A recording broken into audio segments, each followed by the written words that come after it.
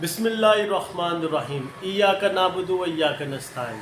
आज जिस टॉपिक पे मैं बात करूँगा वो है nephrotic syndrome and nephritic syndrome.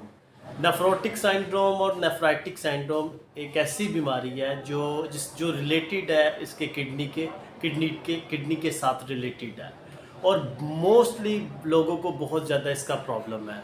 आसान लफ्ज़ों में मैं ये बताऊंगा, जिससे हम कहते हैं कि जी पेशाब में प्रोटीन आ रहे हैं या पेशाब में झाग आ रही है, तो इस बीमारी को हम कहते हैं नेफ्रोटिक सिंड्रोम। और नेफ्राइटिक सिंड्रोम दोनों में फ़र्क क्या है, इसके हवाले से मैं आपको बताता हूँ। सबसे पहले इसके लिए आपको ये पता होना चाहिए कि हमारे जिस्म में दो गुर्दे हैं और दोनों गुर्दों में जो है ना फ़िल्टर्स लगे हुए हैं, और एक गुर्दे में 1 मिलियन नेफ्रॉन्स है और दूसरे गुर्दे में भी 1 मिलियन नेफ्रॉन्स है। इसमें छोटे छोटे फ़िल्टर्स लगे हुए हैं जो आपके फासद मादों को जो है वो जो है साफ़ करके और यूरिन के ज़रिए बाहर निकालते हैं और खून को जो है वापस बॉडी के अंदर भेजते हैं। जब ये डैमेज हो जाती है ना, छोटे छोटे फ़िल्टर जब डैमेज हो जाते हैं तो फिर क्या होता है कि जो ब्लड के अंदर प्रोटीन होती है वो बाहर निकलना शुरू कर देती है। यूरिन के ज़रिए प्रोटीन बाहर आना शुरू हो जाती है, जिसे हम कहते हैं जी पेशाब में प्रोटीन आना शुरू हो जाती है, प्रोटीयूरिया जो है जिसे हम कह सकते हैं। देखिए, जब प्रोटीन आना शुरू हो जाती है तो आपकी बॉडी जो है उसमें प्रोटीन, आपकी बॉडी के अंदर जब प्रोटीन कम रहना शुरू हो जाती है तो फिर उसकी सिम्टम्स आती हैं। सिम्टम्स क्या आती हैं कि आपको आँखों के नीचे स्वेलिंग शुरू हो जाती है, आपके पाँव के नीचे स्वेलिंग शुरू हो जाती है। तो ये इसकी जो है ना ये अलामात है। तो ये से हम कहते हैं नेफ्रोटिक सिंड्रोम। अब इसमें आप देख लें, अब बात करते हैं नेफ्राइटिक सिंड्रोम की। देखिए, दोनों में फ़र्क कोई इतना ज़्यादा नहीं है, दोनों सेम सेम ही हैं। लेकिन नेफ्राइटिक में ये होता है कि नेफ्रोटिक में तो मोस्टली सिर्फ प्रोटीन का इश्यू होता है ना, कि पेशाब में सिर्फ प्रोटीन आ रही है, उसके वो प्लस आ रही है। लेकिन नेफ्राइटिक में होता है कि इन्फ्लेमेशंस होना शुरू हो जाती है, बॉडी में सोजिश शुरू हो जाती है।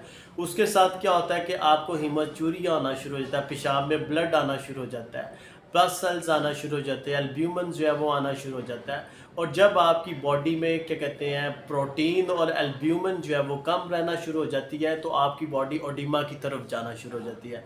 ओडिमा मतलब आपकी बॉडी में सोजिश शुरू हो जाएगी, स्वेलिंग शुरू हो जाएगी। इससे आपका क्रेटिनिन जो है वो इंक्रीज़ करना शुरू हो जाएगा, क्रेटिनिन बढ़ जाएगा, यूरिया भी बढ़ना शुरू हो जाएगा। और जीएफआर जो है, जो फिल्ट्रेशन रेट है, मतलब गुर्दे का फिल्ट्रेशन रेट जब देखते हैं ना, तो जीएफआर जो है वो कम होना शुरू हो जाता है, वो नीचे आना शुरू हो जाता है।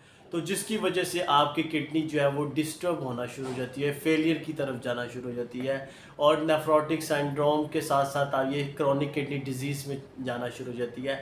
इसमें अगर इसका प्रॉपर तरीके से अगर ट्रीटमेंट ना किया जाए तो ये आपके गुर्दों को ख़राब कर देती है, बल्कि इस ख़राब होने के साथ साथ आप डायलिसिस की तरफ जाना शुरू हो सकती है और इससे आपकी जान भी जा सकती है। तो ये जो है नेफ्रोटिक और नेफ्राइटिक सिंड्रोम जो है, इसके हवाले से मैं आपको बता रहा हूँ। साथ में ये है कि इसकी कॉज़ क्या है। इसकी कॉज़ एक नहीं है, इसकी कॉजेज़ बहुत ज़्यादा है, सैकड़ों में जा सकती है इसकी कॉजेज़। इसकी कॉजेज़ जो है मोस्टली जो है लोग कहते हैं जी डायबिटीज़ की वजह से या ब्लड प्रेशर की वजह से, नहीं। इसकी कॉजेज़ जो है वो ब्लड प्रेशर की वजह से भी है, डायबिटीज़ की वजह से भी है, आपकी डाइट की वजह से भी है, एंटीबायोटिक्स का ज़्यादा इस्तेमाल करने की वजह से भी है। पैदाइश जब पैदा होता है बच्चा, उस वक़्त भी इसको प्रॉब्लम शुरू हो सकती है, विरासत से भी मिल सकती है। इसके अलावा जो है हेपेटाइटिस सी की वजह से है, कैंसर की वजह से है, ब्रेस्ट कैंसर की वजह से है, कई चीज़ें हैं, टाइफाइड है उसमें है, या जो लोग डेक्लोरान वगैरह इस तरह के स्टेरॉयड इंजेक्शंस लगवाते हैं उनको भी ये प्रॉब्लम हो सकती है। लेकिन इसकी एक कोई ख़ास वजह नहीं है, इसकी बहुत ज़्यादा वजह है। ये कि बेवजह भी जो है ये बीमारी आपको लग सकती है, इसलिए एहतियात बहुत ज़रूरी है इसकी। देखिए, अब ट्रीटमेंट के हवाले से मैं बात करूंगा। देखिए, ट्रीटमेंट जो है मैं तो सिर्फ आपको ये बता सकता हूँ कि मैं होम्योपैथिक ट्रीटमेंट करता हूँ और उसमें मेरे पास ये ज़्यादातर पेशेंट जो है ये प्रोटीयूरिया, जिसे नेफ्रोटिक सिंड्रोम कहते हैं, ये पेशेंट्स जो है बहुत ज़्यादा है, ठीक। और इनका ट्रीटमेंट मैं ख़ुद करता हूँ। मेरी एक जो है प्रोटीन के हवाले से एक जो है प्रोडक्ट है, और वो अगर आप यूज़ करेंगे तो इंशाअल्लाह ताला उससे ये होगा कि प्रोटीन कंट्रोल भी होगी और यूरिन में जो आपके प्रोटीन आ रही है वो नील रहना भी शुरू हो जाएगी। लेकिन बार बार एक चीज़ मैं आपको बता रहा हूँ कि वो फिर आपको जो है डाइट के ऊपर बड़ा फोकस करना पड़ेगा, आपको एक्सरसाइज करनी पड़ेगी, आपको बड़ी चीज़ों से एहतियात करना पड़ेगा। प्रोटीन ज़रूरत से ज़्यादा आपको इस्तेमाल नहीं करनी पड़ेगी। इसका इलाज होम्योपैथिक में बेहतरीन है। ये होता है कि प्रोटीन नील हो जाती है, रुक जाती है, और फिर साथ में जो है आप क्या कहते हैं, जब प्रोटीन नील और रुक जाती है तो फिर आपको एहतियात करनी पड़ती है। उससे ये होता है कि फिर आपके जो फ़िल्टर डैमेज हो जाते हैं, सोजिश होती है, उनकी सोजिश जो है, इन्फ्लेमेशन कम हो जाती है, वो अपना काम करना शुरू कर देते हैं, जिसकी वजह से फिर जो है आपको यूरिन में प्रोटीन नहीं आती।